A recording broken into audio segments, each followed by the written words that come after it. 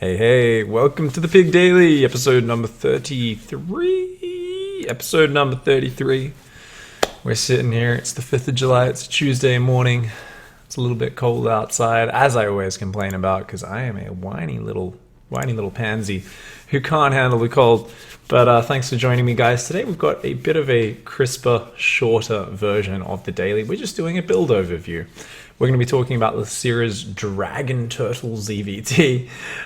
You might be thinking, what the frick is the Dragon Turtle ZvT? Dragon Turtle ZvT is a build name that I just came up with because I don't know, the other day I was thinking about builds and I was actually looking through, I've got this folder with all these builds I've been writing down, and it's like TVP, RFE, 2 mine drop, 4 minutes 10. And I'm like, well, that's the most boring name. Like, they're all named things like that. And they're all so boring.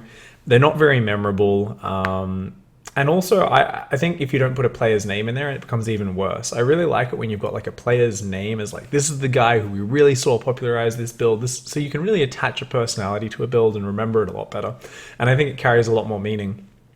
And then on top of that, I was like, well, let's just go full Husky and do a Destiny Cloud Fist nickname, and hell, let's just go with it. So I think this is a pretty fitting name. It's the really fast carapace style, which we've seen in Korea recently. I remember when I first saw it, I thought this was ridiculous. I was like, this is such a dumb build. Because I'm an elitist prick. And then I kind of had to think about it, and I saw Artosis tweeting about it, because apparently there was a few other matches where people had used it. I'd only seen it used once. And he was like, oh, this is really interesting to see Zergs do this. And I was like, all right, I'll hunt down the other games where it's been used, and I'll have to think about it. And yeah, we basically had to think about carapace in ZvT, the very hyper-aggressive meta. We've been doing a lot of dailies on the Terran builds in TVZ, the 1-1-1, the 2-1-1, basically very fast medevac marine drop variations where it's all about maintaining pressure with early marines. And if the Zerg's ever out of position or you catch just a few of his units, your marines just shred them, even without stim in the case of the 1-1-1. You don't get stim for ages with that build.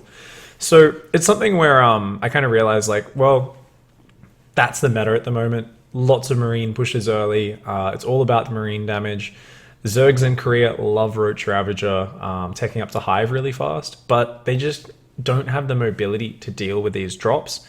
And this is kind of a way to answer that. The carapace upgrade, while it doesn't get rid of the mobility, it just allows your units to absorb so many more marine shots, especially in the case of roaches. We're going to see them double their armor from 1 to 2, knock down a huge amount of marine damage. We're going to see drones take more hits to kill, queens take more hits to kill, and just generally all the units be a lot more buff early on.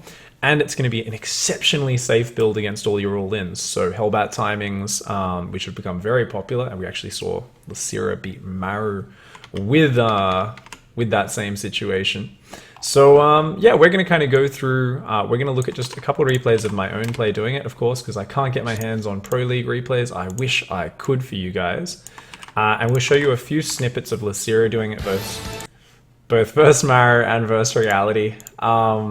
As those are the two VODs where it was like doing the exact same opening. And we see a few different variations with it as well. So I think it's a really cool style. I think it's a lot of fun. And it should be good. So thanks for hanging out, people who are there in chat. Hope you like my hairstyle this morning. Looking very stylish.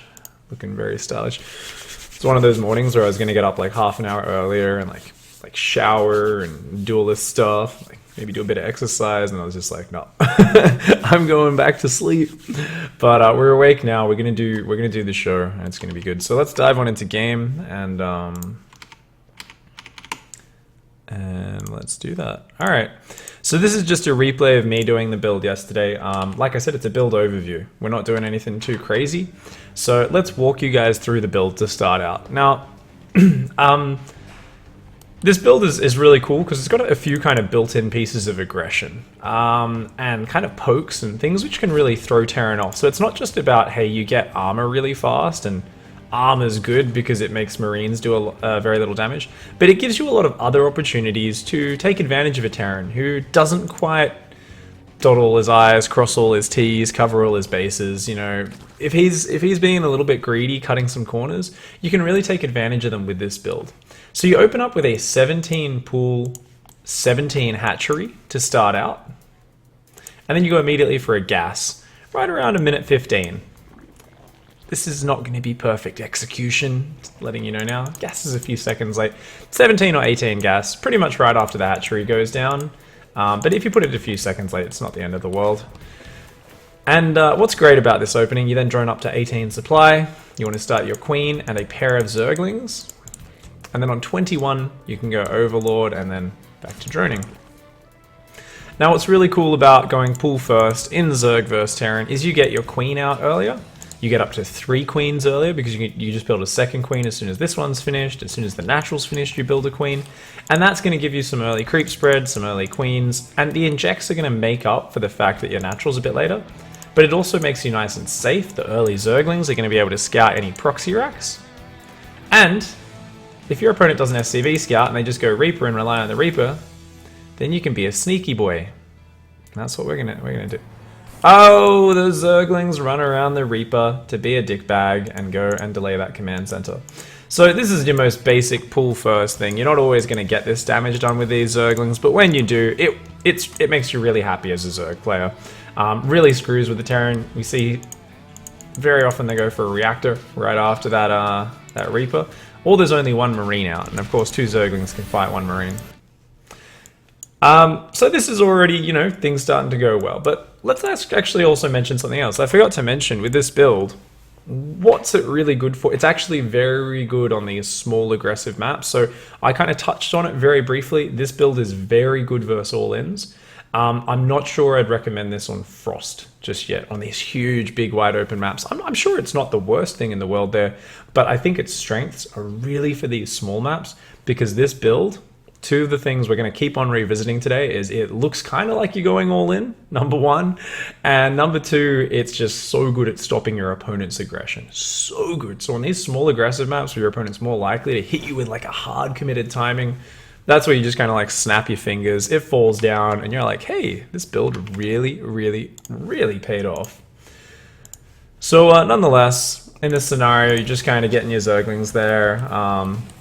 I want to try and damage the reactor because, yeah, just you're not going to kill the command center, so you might as well damage something that you got more chance of killing later. Now, you go straight for Zergling speed, but with this build, what's interesting is you never pull off gas.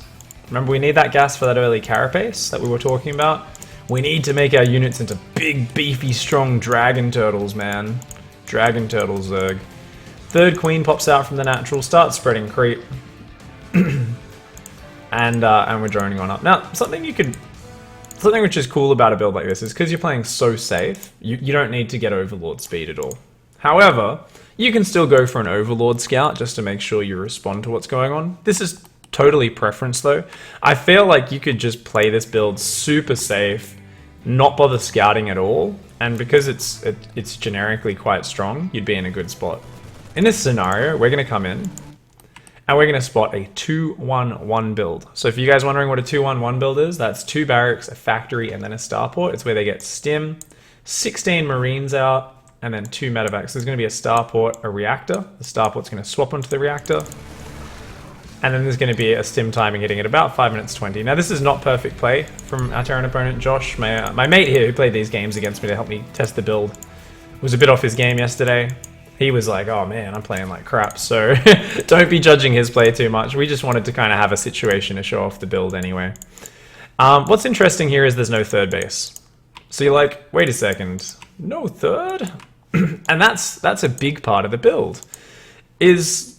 Let's think about this from Terran's perspective. Well, I guess first of all, I'm giving you an overview of the build. So let's finish talking about that stuff. I should kind of talk you guys through how the build works before I jump forward to the implications, I guess. Somewhere around 46 supply, you want to be getting your Evo chamber. In this case, I was like, oh, I'm supply blocked at 44, let's just drop it then. Somewhere around 3 minutes 30, you go Evo chamber and Roach Warren. But it's normally, if you want to think about that in terms of drones, you say, well, my main base is saturated, I got the gas there, and my natural's also getting saturated. So when both your mineral lines are saturated and you got that gas, you drop your Evo chamber and then your Roach Warren. And the important thing is your Roach Warren needs to go down no later than about 3 minutes 40 at the absolute latest, but usually about 3 minutes 30 to make sure you're super safe against those fast LBAT timings. So we're a few seconds late on that this game. And we're going to go immediately for carapace when this Evo finishes. If you really want, you could start your Evo a little bit earlier. You see I do have the gas for it. The thing is, you don't want to be like rushing these buildings just to use your gas the moment you have it. This is kind of like a mistake people make too much in Legacy, I think, where they're like, well, I've got some gas, I got to use it now, like to be efficient. But I think in Legacy, there's more and more struggle to actually keep our mineral count up. So often you're kind of like sitting on your gas a little bit longer, whereas in like HOTS, I feel like more often you're like, oh, I got the gas, just spend it. But in this game, it's much easier to secure the third, which means you've got so much more opportunity to dump all your minerals into workers. So I think kind of like just being happy to delay the Evo a bit, focusing more on droning, building overlords. Like I shouldn't have hit that supply block a little bit earlier in this game. Those things would have been beautiful. They would have been beautiful. So we should be going for carapace straight away. Yes, we are. Continuing to drone. And then you want to drop your 2 gases. Now your 2 gases at your natural. So remember, we're still missing the gas there. They go down a little bit later. So these 2 go down just after your roach warren and your evo chamber, usually around 48 supply. Generally speaking, you're just continuing droning, right? You're following those standard rules. So it's actually really easy to remember. If you're not someone who likes looking at supply or game timer, you can just say to yourself, well, my main base is saturated, my natural saturated, I got my evo, carapace started, roach warren's on the way, drop the gases. Simple. And now at this point, some people will be feeling really awkward because they still don't have a third, and that's why we send the drone down. Now the cool thing about this third timing, it's going to go down in a moment. Come on. Come on. Alright, so we're building roaches. We're prioritizing building our roaches the moment our roach warren finishes. You want to build between 4 and 8 roaches for safety, depending on the situation, what you've seen, what you think's going on. And then you want to be going for your third base, and then your lair. And we see here, that's going to all happen around the 4-minute 30 mark. But you can adjust and adapt it as needed. Now, what's really cute with this third timing, this is what I was going to talk about before, is what has the Terran seen up to now? What does he actually know about what's going on in this game? Not all that much. So let's go back to when the Reaper was still alive. And let's think about how Terran scouting works. Now, we've talked about it before when we were talking about, like, we did a daily on scouting Zerg and what you're looking for. And a pattern you notice in both pretty much every race scouting Zerg at the moment is it's all about 1 or 2 key moments where they kind of come in and they check, is your third base down? Is your 4th base down? Or do you have a lot of drones on your third? And that's really all they look for, right? They look for like, okay, what's going on at your third base? And if there's no third down, say at about 4 minutes in ZvT, that's normally where the Terran player's going to go, oh, okay, this Zerg might be all letting me get an extra bunker or get a bit more units at home. Be very careful.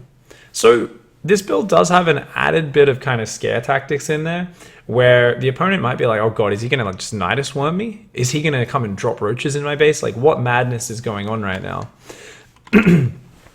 Excuse me.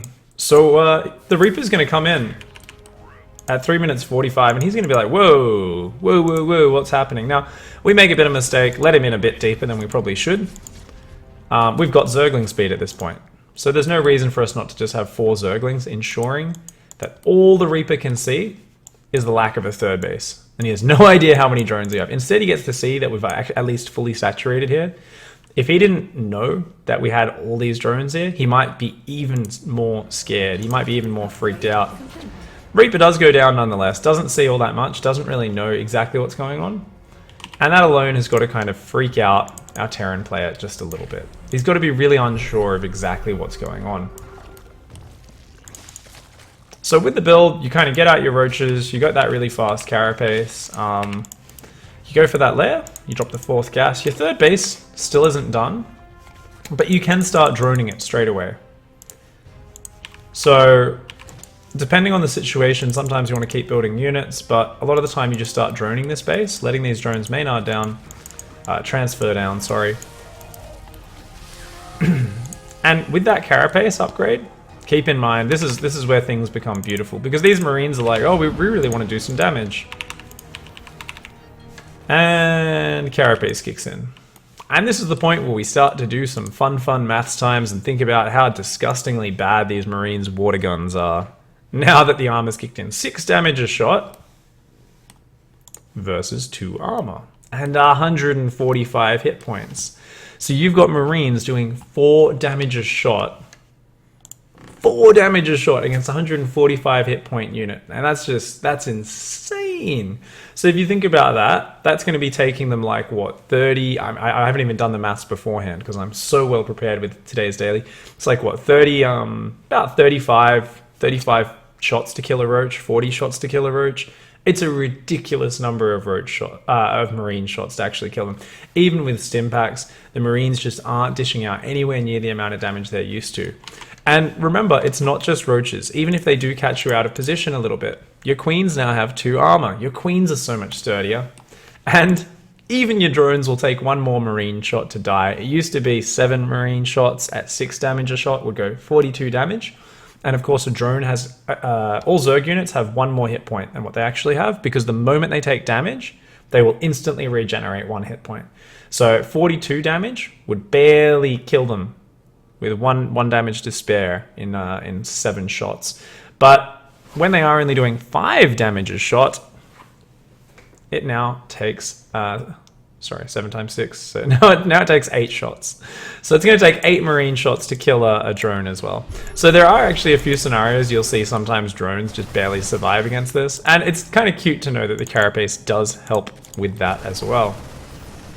So Terran's always hungry to get some worker kills, to run around. This isn't the best example of how to defend and how to do it. I was still just getting used to the build. You know, I'd love to just show you the actual pro games. Unfortunately, I don't really want to show the Pro League games because I'd probably get in trouble because I don't own any of that stuff. Yeah, I think this kind of showcases the build, and from here things really go in a bunch of many different directions.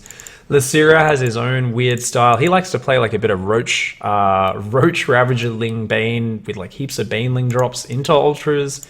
Sometimes he does go Infestors into Ultras. What we're going to showcase this particular game is going Infestors and Ultras.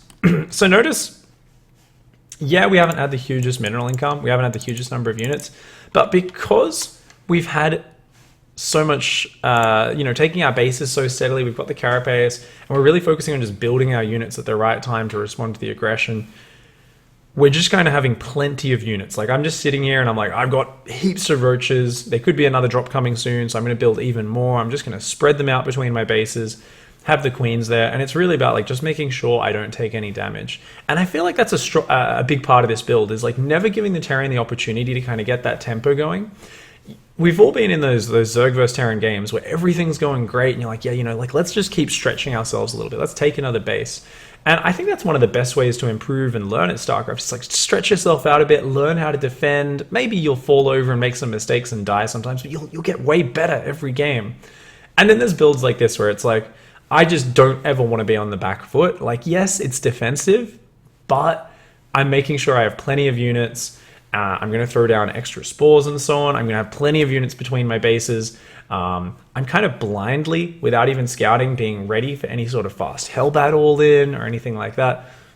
And it's all about shoving that pressure back. And that's why this is actually a really good point for us to go and look at one of the VODs of how Losira reacts. Based on the situation and what he's going up against, Losira does actually react with a few different really weird follow-ups based on what the Terran's doing. Now, this is something you might not struggle with too much unless you're, say, playing Archon mode, and that is tank drops. If your opponent doesn't have really good mechanics, tank drops just aren't that strong. But at the highest levels in Korea recently, especially players like Maru have been using tank drops constantly. So many players are using them. So let's take a look here, and we're gonna take a look at a little bit of a VOD of Losira versus reality. And we're going to look at a really cool reaction. Now, this game opens up a little bit weird, so let me just find the exact point. Here we go. All right, so what happens this game is a tank evac comes over and it starts being really irritating. And instantly, we see Losira start to react. And what he does is he starts to build extra queens. Notice he's got this fast carapace. His timings are a bit off this game because there was a proxy racks. But he's going overlord speed, extra queens, and immediately makes a drop overlord.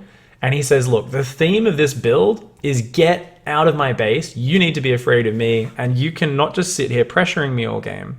Losira says, I'm sick of Terran pushing me around. I'm just going to load up, do the 3 queens and the Overlord. Obviously, this is something we've seen before. Scarlet was doing this months and months ago before it was popular.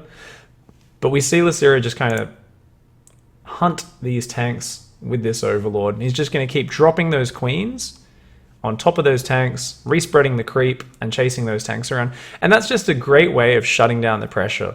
But also on top of that, Losira says, well, if I got Overlord speed, let's start dropping the Zerglings. And a lot of the time, he'll also drop a Baneling Nest, just because that's one of Losira's preferred ways to play in ZvT right now, is to drop Banelings everywhere. And he's going to start dropping Zerglings while dealing with that tank drop. And this is a really cute way to put pressure back on Terran. It's very preferential. Like I said, you can play this style off the opening however you want. Really, what we're focusing on is the carapace opening, but it's very cute to see how you can play it, and just all the different options you have available. So keep in mind, if you're going up against tank evac drops, you can just be like, get out of my base. You're not just stuck on a couple of roaches with carapace. Build a couple extra queens, get the Overlord speed, chase it down with an Overlord drop. And I really like that reaction, rather than kind of just letting the tanks pick away at you over and over and over again, because that can just be a nightmare. It can be such a pain in the butt. So let's look back in game. Let's look in this particular scenario. And like I said, Losira always ends up going for Hive. He always ends up going for Ultralisk. Sometimes he skips the Infestors. Actually, that's kind of the choice he normally makes between, like, do I get Baneling drops or do I get Infestors before the Ultras?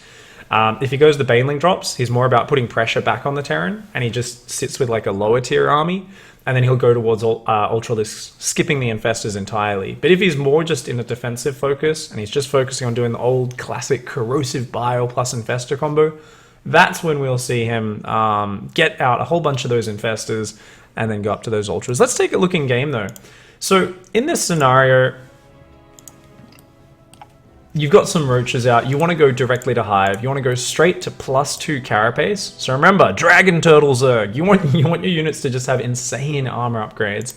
And that also just makes it disgusting when your Ultralisks come out as well, because you'll be ahead in upgrades on the Terran, at least in the case of the armor upgrades. So it really does make your units very buff, gives them some good longevity. Of course, drops, as always, you want to split units up. Now, this is all arena. This is a map where drops are very common, which is why I got a couple spores here, which is why one of those medevacs is down. We're going to be a little bit slow to split our units up. This is just me playing a bit crap, but that happens. Terran's usually going to find a hole here or there. You got to stay calm. What is interesting, though, and what I really want to talk about, is that single Evo chamber. So let's look. Yeah, I mean, we pull the drones away. We don't really lose too many workers. We keep our 4th base alive, and that's the important thing. But let's talk about this single Evo chamber, and this is something I love. I love this so much, and this is something which so many builds in so many matchup these days are moving more and more towards single upgrades with all 3 races. People have just realized that yes, double upgrades can be great, but even with double upgrades, people are doing it off the back of aggression, and this is something which is very specific to Legacy of the Void. It's about, in HOTS, you'd just be like, my build every game, at 6 minutes I get 2 evolution chambers and I just get my upgrades while getting my 3rd base. And it's like, yeah, you could kind of do that in HOTS. The game was much more, I think, linear in terms of how you built up, because you could always count on just kind of turtling on your 3 bases and defending for a lot longer. But in Legacy, you really need to expand much faster. You need to get out there much faster. And not just that, there's so many more harassment options. There's so many ways to put pressure onto your opponent. And I've been, if you watch my stream regularly, you would have heard me talking about this about a month or so ago. I was talking about it a lot, this idea of, you know what, I really feel like going double upgrades cuts so much money out, especially if you go it too early. But even if you just go at a pretty regular time, it cuts out so much money, and there's these big windows where you've spent all that money and it's not really giving you anything. Whereas then you play against one of these players who hits one of these really fast drop timings. At the same time, a Liberator's coming in from the side. He's dropping a Widow Mine somewhere else, and he's got no upgrades at all, but he's getting so much tempo, he's really beating back his opponent, and then he drops the double Engineering Bay. And I'm like, you know, that's how I like to see double upgrades happening in Legacy, especially at the higher levels, is really going for it after you've got some tempo going, after you've established a good economy or so on. So even on a defensive stance, I love a person to, instead of just going like, I'm going to get 3 bases and double Evo chamber and this, and really set themselves up to be a punching bag for the entire game. I like them to say, no, you know what, I'm going for the fast third, so I'm just going to go single eBay or single forge. We see it in PvT a lot these days, a lot less double forge. Only really the most perfect players are going for those double upgrades like every single game. You know, you're seeing like your Zests like really consistently loving the double forge. You're seeing Maru loving double eBay, but it's almost always after he's done a lot of aggression early on. And I can really get behind that. So with a very defensive build like this, I do love the idea of just having a single Evo chamber.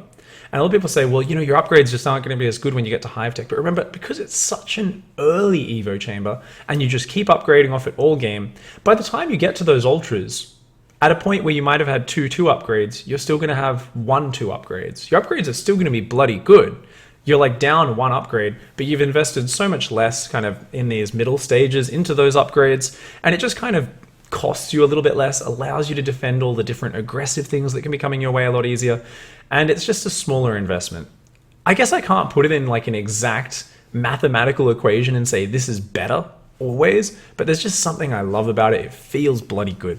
So I really love single upgrades. I think just sticking with a very fast eBay, Forge, or Evo chamber with the defensive style for the entire game is one of the really clean, efficient ways to play. And yeah, from there, I mean, you're just going to go Infestors and Ultras. This is the most boring way to play it. I really like Losira's games where he just like drops Banelings and stuff. We'll fast forward through. Well, catching 2 Tankovaks is always nice. I'll just fast forward through, show you guys the end of this game, and we will see, just to check out some of the timings. This is like my first or second game doing the build. Like I said, it's not perfect execution, but we're still going to hit Ultralisks with Chitinous Plating, and those 1-2 upgrades are going to time out perfectly. So look at that timing, isn't that sexy? I love when things line up in StarCraft, that makes me so happy. And that's going to time out all at the 10-minute mark. So at 10 minutes, you're still going to have Ultras with Chitinous Plating, you're still going to have 1-2 upgrades with them. And of course, this is off the back of Infestors, off a decent Ravage account. So that's always nice. And yeah, maxed out with Ultra, Roach, Ravagerling, Infestor at 10 minutes. 4th base is there, 71 drones. It's a pretty good style, and I really think it helps give you tempo in the matchup.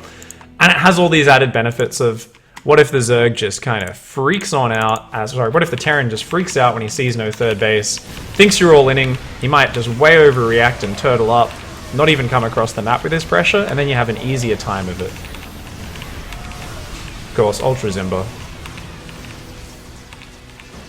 Ultras! If your opponent doesn't have Liberators and all that good stuff, they're going to have a bad day against them.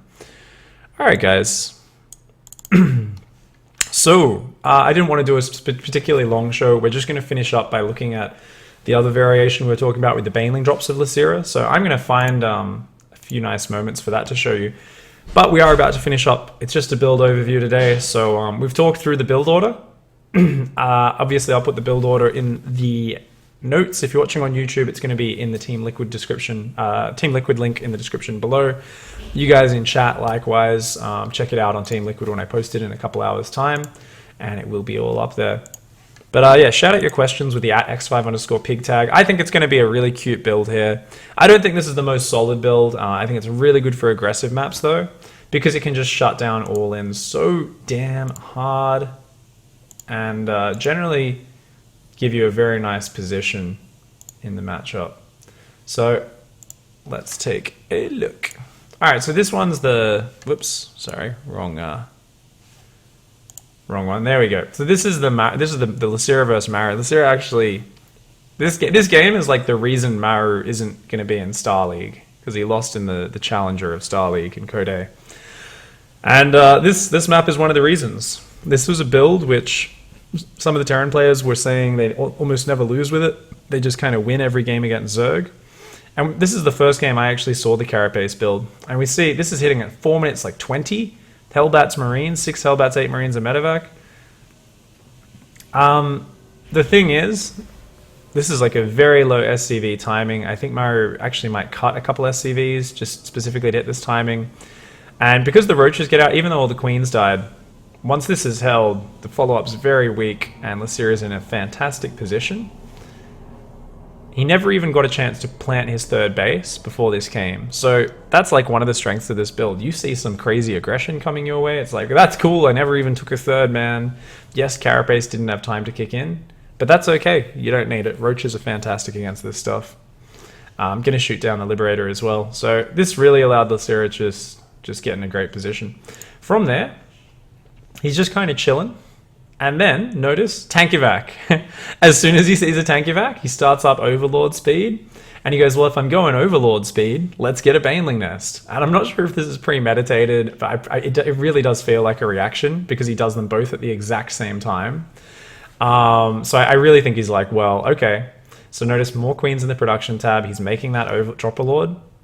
And this is especially powerful against someone like Maru. Because Maru, we're going to do a daily on it at the end of this week. Maru's new thing is the one of everything build. It's where he literally just finds ways to do so much pressure in every single matchup with a low number of these tech units. Lately, he has been the most annoying Terran player to play against for everyone in Korea. Like, he's driving everyone up the wall because he's so good at being annoying with these units. And I feel like this drop Overlord with the queens in it it does so much to reject this sort of pressure, to push it back and say, get the hell out of my base. So I think that's a very cool adjustment. We're going to see, of course, Baneling drops come in. There's also one on the natural. So he's going to come in with this double Baneling drop as well. And like I said, if you do this, you really can't afford Infestors, but you still want to go for a very fast Hive, and you just want to be using these Baneling drops to waste mining time, force your opponent's APM at home. And this is kind of like what Mutas do, where if you go Mutas, like, you kind of force the Terran to focus at home, to put all of his attention back there. It's just about finding a way to put pressure back on Terran, because if you go and do frontal aggression off creep, it's almost never a good idea. But this is a reasonably cheap way to do that, and it has the potential to do huge damage. Notice this game. Oh, he actually does build a couple Infestors. He does get 3 Infestors this game. I think he just loses them really early or something. Yeah, it kind of depends on your gas count in the game. I guess you can squeeze out a couple Infestors, but you definitely can't get Pathogen Glands, and you definitely can't get more than 3 Infestors. Like, that's the absolute maximum. But yeah, he just has too much stuff in this game. Like, there's like a big fight we'll see up here, and it's 200 supply versus 140. The openings just went way too well there. So that's cool. All right, so I don't want to show you guys like the entire Pro League VODs or anything. That would be a bit iffy. I've been seeing some drama on the Reddit, some drama around EJK and fair use and stuff. That's cool. I'm just doing a review, guys. So let's answer a few of those questions. Schmorfling says, so you don't put down a second Evo at all, or just later? No, not at all. That's what I love. That's one of the things I love about this build. You're still going to get this great 1-2 upgrade timings. And the thing is, you got to really remember, it's all about just getting ultras out. Like, it really is. ZvT, getting the ultras is so powerful. So why would you spend that gas weakening your earlier defense, that gas and minerals on the extra Evo, on the upgrades, that gas and minerals delaying your Hive tech when it delays the most powerful jump up? Getting an extra melee upgrade. Difference between +1 melee and +2 melee. Think about it. You're defending with Ravager, Roaches, and Infestors, and some Zerglings. The melee upgrade does nothing. Ultras come out. Have you ever watched a commentated game where someone says, oh, he's got the 6 ultras, but +3 melee isn't done, or +2 melee isn't done yet. Oh no, he's going to lose the fight. No, ultras are still going to kick ass. All that matters is chitinous plating being done. So it's much better to have your ultra cabin finished 30 seconds earlier and have chitinous plating ready 30 seconds earlier than it is to have 1 extra melee upgrade or something like that. So yeah, I think that's one of the big strengths of the build. I am Laj89 says, Big, is the time you put down the Evo chamber the same on bigger maps? Yeah, I mean, like I said, it's really designed for more aggressive maps, this build, in my opinion. But there's no reason why it can't work on those bigger maps, and you'd still follow the exact same build order. I guess you could delay things slightly, but even at pro level, it doesn't really make sense, because the build order is normally designed to work in a certain way where it kind of works with everything else you're doing, and the mineral and gas lines up and everything becomes very nice. So I think just doing things at the same time is a great way to do it. iCup says, Pig, why 1-2 upgrades and not 0-3? That's a good question. I actually went 0-3 in one of these games, and I had 0-3 versus like +2, and I had chitinous plating as well, and it was just disgusting. The third armor upgrade. So that's the armor upgrades we're talking about, guys. Do you go the third armor upgrade or the melee upgrade? Well, the melee upgrade is 100 gas, 100 minerals, whereas the carapace +3 is 300 minerals and 300 gas. That's an expensive upgrade. That's so expensive. And it's kind of kicking in so late that your chitinous plating is already done. So it's like a drop in the ocean at that point. Early on, you're like, yes, an extra armor versus like unupgraded marines. Like, this is dragon turtle roaches, yeah! Like, they overpower and transform, and this shell pops out of their back with these big spikes on it, and they just run around like, yeah! But later on, it's like an Ultralisk is like, yeah, the difference between +2 and +3, like a little mole pops out on its back. Like, they're like, that'll absorb something. Like, I've already got 7 armor. Do I really need the 8th armor? Like, I don't give a crap. So at that stage of the game, a single armor upgrade is not that important because chitinous plating gives +4 armor. So a single extra armor kind of pales in comparison, and it's so expensive. So it's much better just to go for the melee upgrades at that stage. Praetorian says, what's the best strat against Bio Medevac and a lot of Widow Mines in the early game? Well, Widow Mines are really bad against Ravagers because you can just use your Corrosive Bio to take them down. Takes a bit of micro. But Roach Ravager is fantastic against Biomine. Usually the decision a Terran player makes is he says, is this Terran going Roach Ravager? Is this Zerg going Roach Ravager? If yes, go Siege Tanks. If this Zerg's going Mutiling Bane, go Widow Mines. So that's usually a decision which is made more on the Terran side of things. You choose your composition and then they choose the counter. But just because you're, say, going Ling Bane doesn't mean you swap to Roach Ravager, because you've already got the upgrades for the Ling Bane. So it's normally a decision you make earlier on. And if you are going Ling Bane, it's all about spreading your units out and just kind of microing. All right, guys. Oh, there we go. Beautiful question. Belgrim says, how much static should be added? That's really down to your own preference. Losira added very little static in these games. However, you want to do it based on your own level. For me, I like to throw a few spores down. I'm not the best at dealing with stuff coming in from all angles. So I like to throw a few spores down. Some players are like, I suck against drops. I'm going to get 8 spore crawlers in the kind of middle phase. Sure, if that works for you, then go for it. At the highest levels, players always want to skimp on static defense because they'd rather react with mobile units, have good map control. Because if you're using mobile units for defense, as long as you get good map control, you can say, there's nothing coming my way, I can turn these into offense. Whereas you can't load a spore crawler into an overlord and drop it in their base. And it just doesn't work physically because of the game mechanics, because you can't pick up a spore crawler. And even if you could, it wouldn't be able to do anything. So trying to use mobile units is always the goal, but based on your own skill level, sometimes you got to just get some of that static D. All right. There was one more question, also from Belgrim. He says, what's the biggest weakness of the build? The way I see it, the biggest weakness of this build is you're not getting a fast third. You just don't have that great an economy. Your economy kind of sucks. So overall, you're not that flexible. I really feel like if the Terran just kind of doesn't freak out when he doesn't see a third, you don't really have any aggressive potential. I think one of the reasons it probably works for Losira is Losira's an all-in cheesy bastard. This guy loves to throw the kitchen sink at players. So people are naturally going to be a little bit afraid of Losira. So they see no third, they might freak out a little bit more. For us, on ladder, maybe someone doesn't even react to the scouting. Maybe that kind of sucks. But I feel like it's still got a decent enough balance and the tech is still coming out fast enough that it should work out pretty well. But I think, like, generally, technically, the weakness is if someone just does a really crisp macro play, doesn't freak out when they like scout what's going on, and they recognize the build, and then just do like a big 2-2 push before ultras. I think that's where the weakness lies. So I think that's definitely where you're gonna have the most troubles.